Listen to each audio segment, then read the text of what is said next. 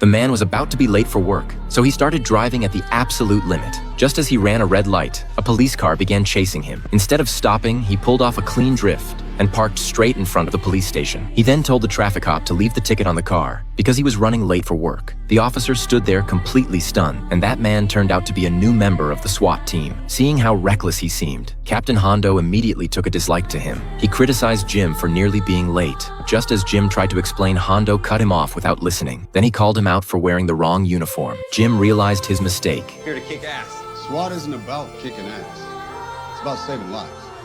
Yeah, which sometimes requires kicking a little ass.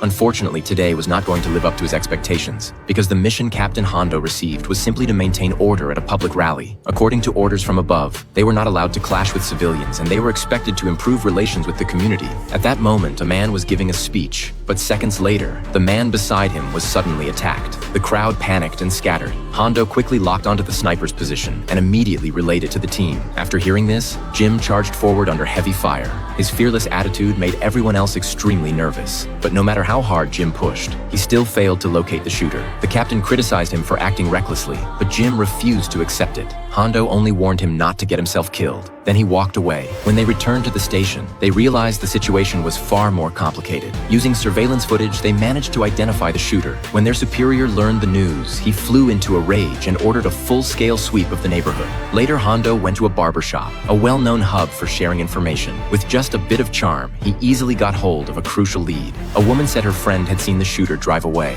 so they went to question that friend. They quickly tracked down the car owner, but the owner was openly hostile. He demanded that the officers leave. His nervous behavior raised immediate suspicion, but Hondo had no solid evidence, so he had to swallow the hostility. Just then, a call for backup came over the radio, so they temporarily stopped pressing the car owner. It turned out a man had walked into the police station. He looked torn and uneasy, but decided to tell what he knew. He explained that he had a friend who used to be a sniper. That friend had returned from military service a few months earlier. The man suspected his friend was the shooter because his friend vanished right after the attack. After receiving this lead, Hondo and the team rushed to the sniper's home. After forcing their way inside, they found two people, but neither of them mattered. The team subdued them without effort. They did not find the sniper inside, but the raid uncovered something important. They found detailed plans for a bank robbery on the wall, and from a military group photo, they recognized suspects linked to recent cases, as well as the owner of a junkyard. It became clear they were all working together. They had created violent incidents to divert police attention so they could carry out a bank robbery.